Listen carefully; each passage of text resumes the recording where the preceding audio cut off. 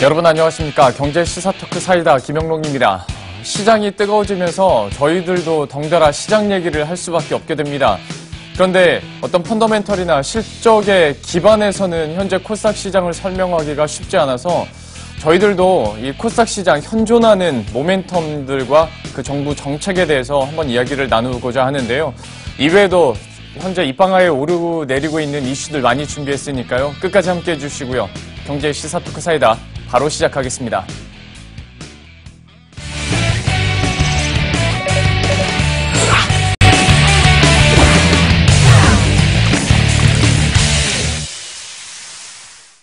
예, 오늘도 심층 토크부터 시작해보도록 하죠. 오늘 박연미 경제 칼럼니스트, KTB투자증권 김재윤 연구원과 함께하도록 하겠습니다. 어서 오십시오. 안녕하세요. 오늘은 어떤 주제로 이야기를 나눠볼지 화면 통해서 함께 확인하고 오겠습니다.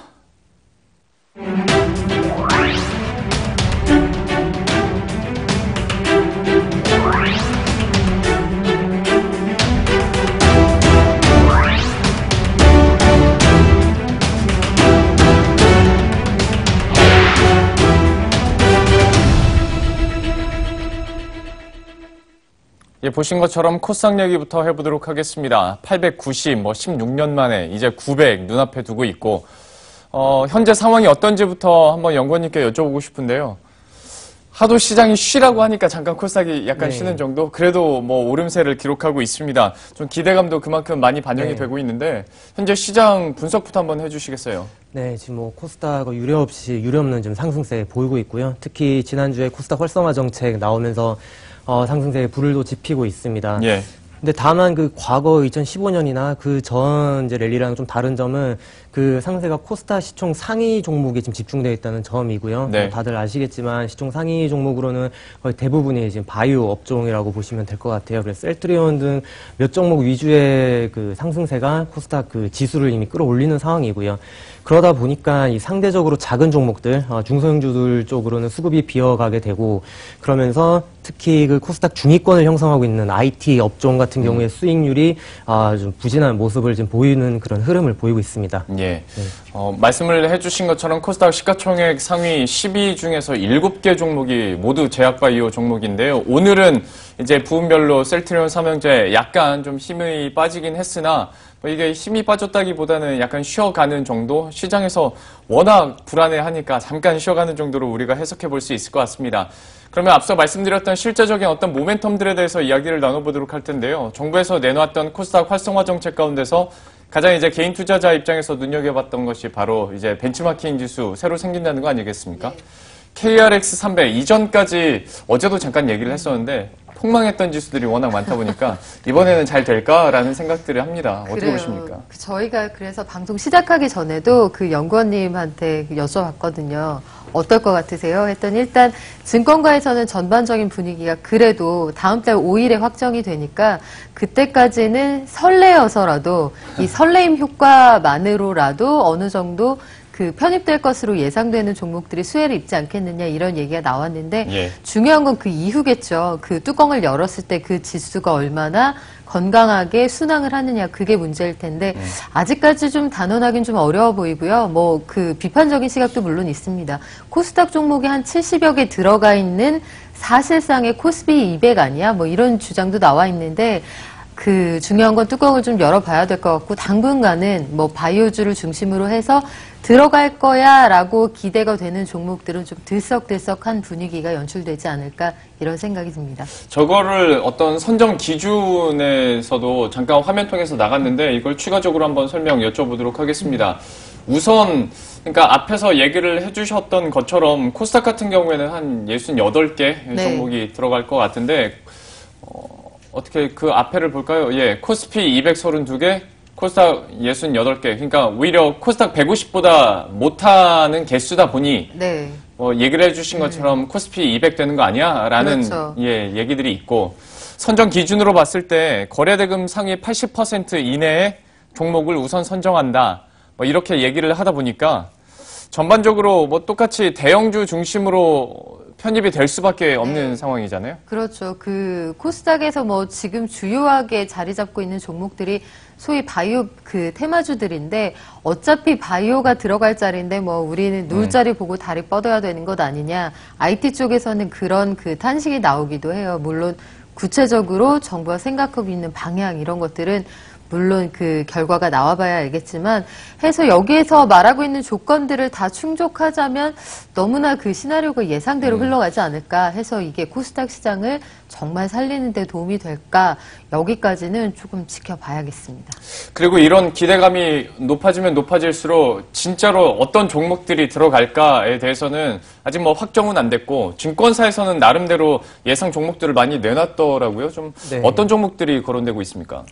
네, 뭐 일단 명확한 산정 기준은 그 말을 해줬기 때문에 거의 대입해 본다면은 대략 거의 확실시 되는 편입 가능 종목들은 나오게 됩니다. 그래서 몇 종목 이제 뽑아봤는데 일단 바이오 쪽에서 셀트리온 헬스케어 그리고 신라젠 바이로메드, 메디톡스 이 정도는 바이오 쪽에서 이제 들어가게 될 거고요. 예. 그리고 소비재 쪽에서 CJ E&M 정도, 그리고 이제 정보기술 쪽에서 포스코 ICT, 그리고 소재 쪽에서는 포스코 캠텍 이 정도 그 시총 상위 종목들은 거의 KRX 300 쪽에 이제 코스닥에서 신규로 들어가는 종목이 될 가능성이 높다라고 보고 있습니다. 방금 얘기해 주신 종목들만 봐도 당장 그러니까 수혜를 받아갈 수 있는 거는 시총 상위 종목들이겠네요. 네, 맞습니다. 예.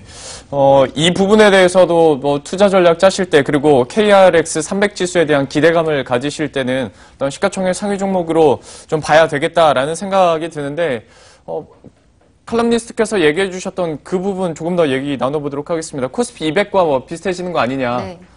그러니까 사실 KRX 300에서도 어떤 제약 바이오 비중이 상대적으로 굉장히 낮거든요. 하다 보니까 결국 대형 IT주들이나 코스피 200이 가져가는 그 방향대로 네. 갈 수밖에 없을 텐데 구체적으로 좀 어떻게 예상하시는 거예요? 전체적으로 지금 그 KRX 300 지수가 나왔을 때 그 시가총액 비중에 따라서 코스피와 코스닥의 비중을 고려를 해보면 코스닥의 비중이 10%가 채 안 되는 걸로 예상이 되잖아요. 그렇다면 전체적으로 지금 정부가 시장을 살리는 게 코스닥을 살리고 그래서 코스닥 뒤에 있는 시장들까지 한번 살려보자. 시장에 진입하지 못하고 있는 회사들까지 끌어올려보자. 이런 생각을 가지고 있는데 이 지수가 과연 코스닥의 소위 그 저평가 우량주들 우리가 여태까지 발견해내지 못한 기술력은 우수한데 돈이 없어서 크지 못하는 회사를 발견해낼 수 있을 것이냐. 예. 여기에 대해서는 좀 유보적인 입장이라는 얘기죠. 그 마지막에 말씀하셨던 그러니까 기술력은 있는데 제대로 힘을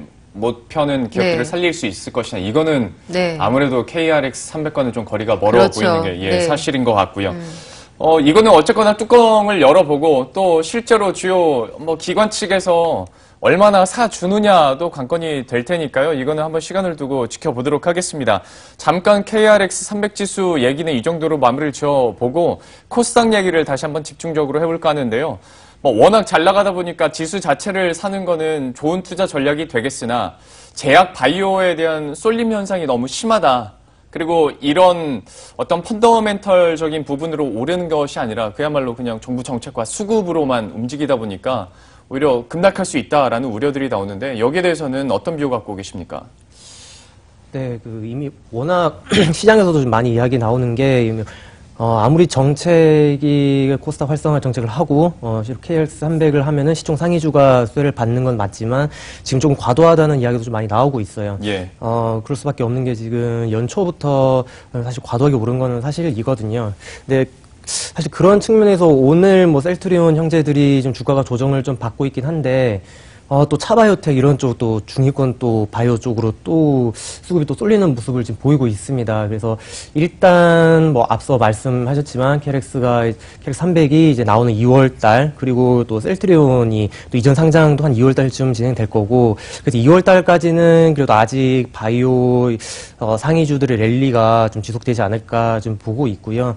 그렇다고 하더라도 지금 이제 워낙 많이 올라왔기 때문에 조금 투자에 조금 주의는 좀 필요하다 그런 시점이다라고 좀 보고 있습니다. 지금 시장에 대해서 칼럼니스트께도 한번 여쭤볼게요.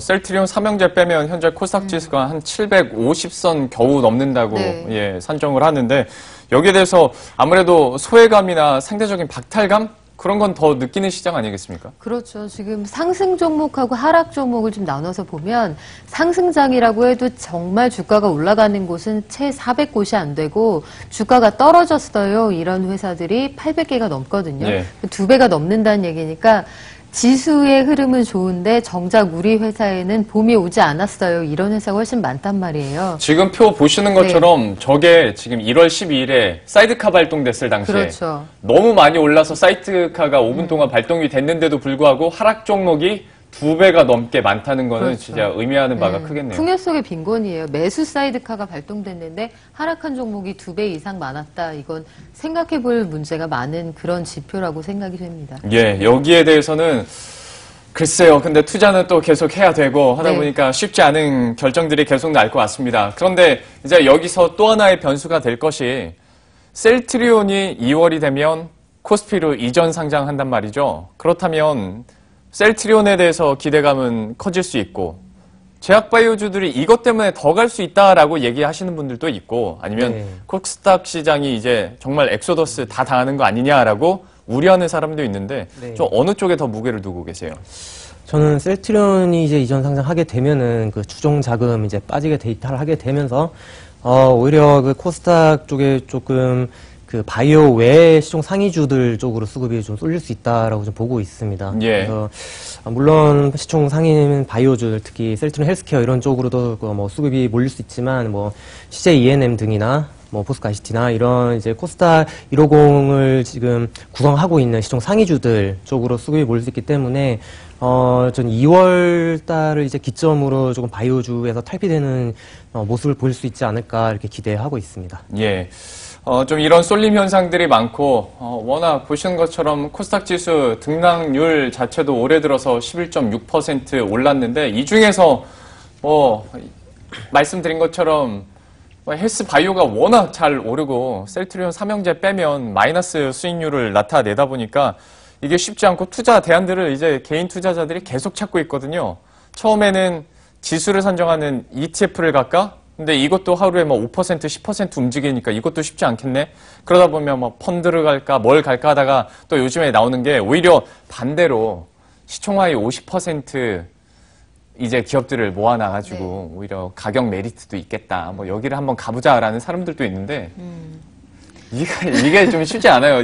반대 매매를 할 때가 있고 안 할 때가 있는 건데 그렇죠. 여기에 대해서는 좀 어떻게 보십니까? 글쎄요, 저는 그 방식은 사실 제가 선호하는 방식은 아니어서 네. 약간 그 위험 부담이 크다고 보기도 하고, 좀 사실 이게 스케일업 펀드 얘기하려고 저희가 이렇게 그 중간에 이 이슈를 한번 언급을 하고 넘어가는 건데, 시총 하위 50% 종목들 이런 것들을 중심으로 투자를 하는 게 사실은 쉽지가 않아요. 네. 여기 이 기업에 대해서 정보가 충분히 알려져 있지 않고 이걸 분석해 주시는 애널리스트도 사실은 많지가 않거든요. 왜냐하면 홀대에서가 아니라 저희가 지난 시간에도 한번 언급드린 적이 있었는데 이 기업에 대해서 잘 몰라요. 정보 자체가 부족한 상황이고 그래서 분석을 할 수 있는 그 어떤 근거들이 부족하기 때문에 투자자들도 웬만해서는 여기 들어가기 쉽지 않은 거죠. 해서 그 스케일업 펀드 저희가 다음 질문으로 아마 그 영농 앵커께서 질문을 주시겠지만 스케일업 펀드도 아마 투자처를 찾기가 그렇게 만만할 것 같지는 않습니다. 예. 네.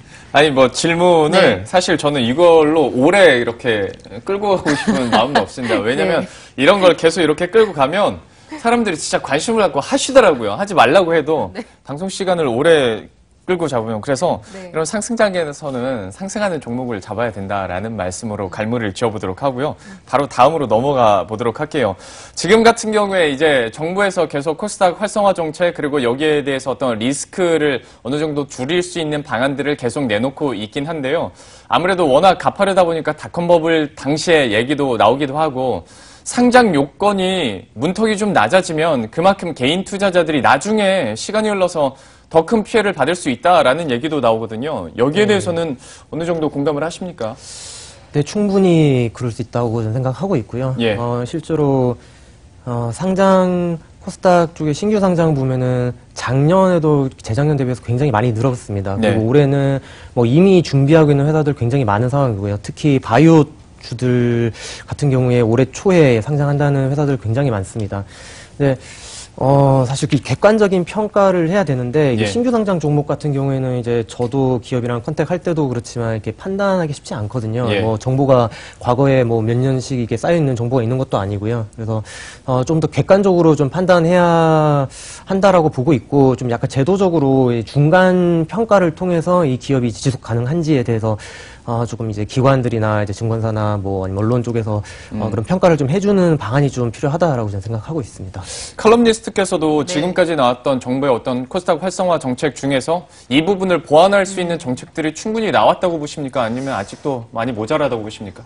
아직은 그 심사를 통해서 부실한 기업을 퇴출하고 이런 과정들이 좀 더 강화돼야 된다고 보는데, 작년에도 보면 20곳이 상폐를 당했지만 이 중에서 거래소 심사를 통해서 나간 곳은 2곳밖에 안 되거든요. 나머지는 뭐 요건을 갖추지 못했다든지 스스로 상장 폐지를 선택한 경우였는데, 그 김연구원께서 지금 말씀하시는 동안 새롬 기술 화면이 자료에 나갔어요. 제가 새롬 기술에 과거에 투자했다가 쓰디 쓴 아주 기억을 가지고 있는 사람 중에 한 명인데, 네네. 과거에 그때 상황을 보면 우리가 잘 모르면서 투자했다가 실패한 경우도 많았고, 저 같은 그 미숙한 투자자의 경우에는 손절의 시점을 놓치기도 했습니다. 그 당시에 왜 들어가신 거예요? 왜냐하면 잘 될 것 같았는데 잘 되지 않은 상황이 얼마든지 벌어질 수 있다는 걸 예. 충분히 예측하지 못했어요. 그리고 전반적으로 이쪽은 되는 산업군이다 하니까 기대감만 컸던 거죠. 그러니까 지금도 바이오뿐만이 아니라 전반적으로 코스닥이건 아니면 새로 나올 지수이건 간에 그 정부가 상장 요건 같은 것들을 낮춰준다고 하면 이런 것들을 악용하는 기업이 있을 수 있고, 악용하고자 하지 않았다고 해도 선의를 통해 들어갔지만 사실 기업이 그 영속 가능하지 않을 수 있거든요. 이런 것들은 좀 더 신중하게, 그리고 나가줘야 될 기업은 빨리빨리 시장에서 전체적으로 물을 흐르지 않도록 정부가 감시를 좀 강화해 줄 필요는 있을 것 같습니다. 코스닥 활성화 정책에 대해서 약간 아쉬움의 목소리를 내는 분들이 많이 있는데요. 특히 이런 부분에서 개인 투자자를 보호할 수 있는 부분에서 또 얼마나 대책들이 추가적으로 마련될지 한번 확인을 해봐야 될 것 같고요. 지금 주제, 우리가 얘기하고 있는 주제와는 조금 결이 다를 수 있겠습니다만은 저희가 시장 얘기를 하고 있기 때문에 잠깐 코스닥 지수 살펴보도록 하겠습니다. 하락 전환하면서 낙폭이 사실 낙폭을 키웠다라고 표현하기는 좀 그런데 워낙 계속 올랐었고, 그리고 이제 제약바이오주들의 낙폭이 약간 커지고 있어요. 이런 오늘의 조정에 대해서 연구원님께서는 좀 어떻게 이걸 해석하고 계십니까? 저 이렇게 올랐으면은 이 정도 조정을 받는 거는 사실 당연하다라고 보고 있고요. 예. 뭐 기술적으로라도 이 정도 조정은 받으면서 이제 가는 게 보통 상승장의 모습이니까요. 예. 일단 근데 이렇게 하락이 글쎄 오늘 하락 시작했다고 해서 이게 하락이 대세가 될 것 같지는 않습니다. 아직 뭐 이제 활성화 정책 이제 시작한 거고, 그리고 정부에서 지금 계속해서 정책 내놓고 있는 상황이고, 분위기도 뭐 아직 분명히 꺾이지 않았다라고 보고 있고요. 그리고 뭐 특히 바이오주 같은 경우에는 그 올해 또 뭐 나올 여러 가지 이제 R&D 건들이 좀 많기 때문에 바이오주는 일단 연초까지는 좀 그래도 분위기는 괜찮을 것 같습니다. 그리고 지금 제가 뭐 다른 종목들 좀 확인은 못했는데 예. 이제 바이오주가 만약에 꺾이게 되면서 다른 뭐 중소형 쪽 시종 종목 하위 종목들로 좀 수급의 낙수 효과가 좀 들어온다면은 사실 뭐 저는 스몰캡 애널리스트로서 뭐 제일 바라는 바이긴 하겠습니다만, 뭐 어쨌든 지금 뭐 이런 오늘 하락한다고 해서 이게 대세가 될 것 같지는 않다는 판단입니다. 실제로 요 며칠간 헬스케어 중에서도 대형주들이 빠질 때 약간 낙수 효과가 좀 포착이 되기도 했었거든요. 이 부분에 대해서는 긍정적으로 볼 수 있을 텐데, 혹시나 하는 마음에 이런 셀트리온 삼형제에서 자금이 빠지면 네. IT 대형주 쪽으로 갈 확률은 아직까지는 좀 적어 보이나요? 사실 IT 대형주들도 이게 주가가 많이 올랐었거든요. 작년 한 해 이미 많이 올랐었고, 물론 그쪽으로도 뭐 갈 수 있겠죠. 갈 수 있다고는 보긴 하지만, 사실 올해 그 코스닥 시장 전망할 때 살펴보니까 그 연간 코스닥 자체 그 어닝이 작년 대비해서 굉장히 많이 늘어납니다. 예. YOY 한 30-40% 정도 어닝이 증가하는 상황이고, 재작년 그러니까 2016년 대비 17년 증가 폭보다 그 17년 대비 18년 그 영업이익 증가 폭이 더 클 것으로 예상하기 때문에 예. 뭐 코스닥 활성화 정책 플러스 그 어닝적인 측면에서도 우리 코스닥 쪽에서는 좀 분위기 괜찮을 수 있다라고 저는 뭐 판단하고 있고요. 예. 그래서 만약 바이오주 꺾인다면은 수급의 그 낙수 효과 저는 충분히 기대할 수 있다라고 생각하고 있습니다. 알겠습니다. 워낙 좀 저희가 시장 얘기를 하고 있고, 그리고 마침 저희 프로그램 시간대에 코스닥이 하락 전환하면서 좀 분위기가 변하는 것 같아서 저희가 현재 시장 상황 함께 짧게 여쭤봤고요. 다시 본론으로 돌아가서 정부 정책에서 어떤 코스닥에 대해서 힘을 실어주다 보니까 이런 낙수 효과가 타고 가서 코넥스 시장에 대해서도 좀 힘을 실어줄 거다라는 시나리오도 나오고 있는데요. 여기에 대해서는 좀 현실화 가능하다고 보십니까?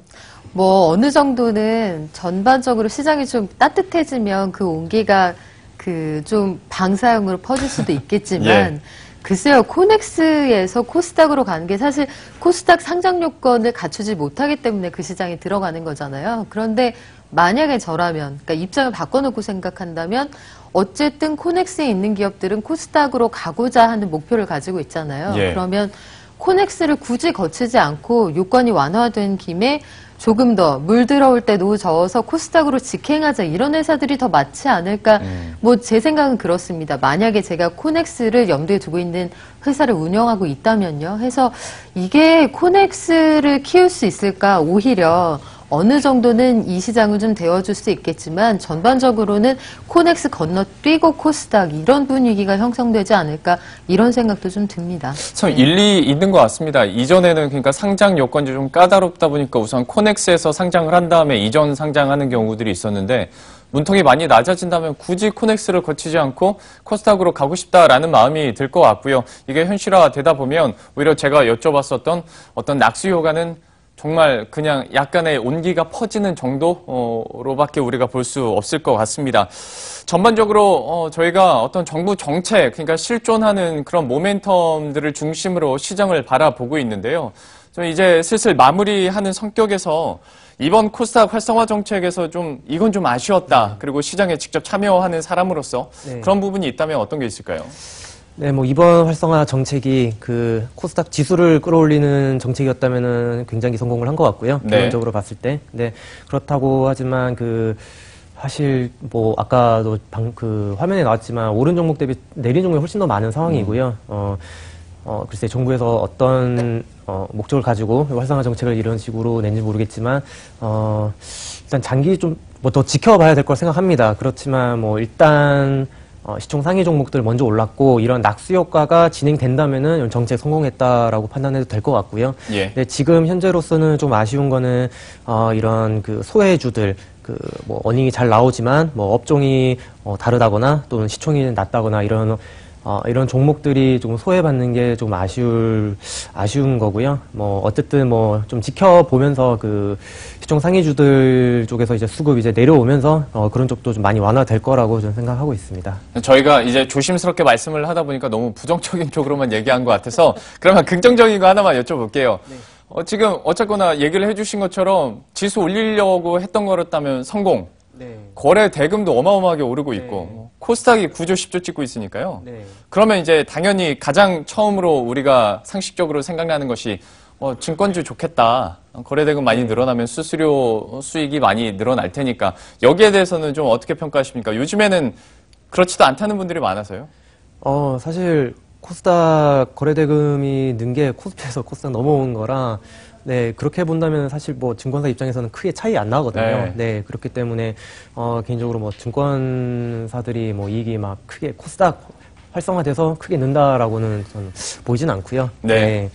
거래 대금이 크게 오르면서 코스닥 시장 증권 업종이 실제로 오르긴 올랐었는데 지금까지 조정받았던 것도 있고 너무 옛날처럼 이렇게 A는 B다라고 생각하기에는 약간 시장이 더 복잡해진 것 같습니다.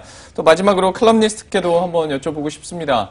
코스닥 활성화 정책이 시장을 이끌고 있긴 한데 네, 이게 네. 과연 얼마나 갈까라는 부분에서는 어떤 뷰 갖고 계십니까? 저는 뭐 그 연구원께서 지금 말씀하신데 그 말씀을 받아서 연장을 좀 해보자면 우리가 적극적으로 바이오 이외의 종목을 찾아낼 수 있도록 애널리스트들 또 증권사에서 적극적으로 좀 새로운 기업들을 소개해 주셨으면 좋겠어요. 물론 기업들이 정보를 적극적으로 공개하는 이런 작업이 선행이 돼야겠지만 우리가 믿고 투자할 수 있는 근거들을 좀 마련해 주셨으면 좋겠고 투자자들도 이제 뭐 한류 이런 것들이 한한령 이런 것들이 좀 걷어들여지는 분위기니까요. 엔터주 이런 쪽으로도 좀 시야를 넓혀보실 필요도 있지 않을까 이런 생각이 듭니다. 아마 애널리스트 분들이 이 방송 보고 계시다면 우리가 안 하고 싶어서 안 하는 게 아니라 너무 바빠가지고 못한다라고 얘기를 하실 수도 있겠습니다만은 우리 개인 투자자들에게 흘러갈 수 있는 개인 어떤 정보가 한정되어 있는 만큼 좀 더 연구원님들도 좀 힘내주시길 바라겠습니다. 코스닥 활성화 정책에 대해서 시장이 또 얼마나 반응하고 있고 얼마나 앞으로 더 갈지에 대한 이야기들 함께 나눠봤습니다. 박연미 경제 칼럼니스트 KTB 투자증권 김재훈 연구원과 함께했습니다. 오늘 말씀 고맙습니다. 네, 이렇게 심층 토론 이어가 봤고요. 뉴스들은 어떤 게 들려오고 있는지 이슈 파노라마 통해서 확인하고 오겠습니다.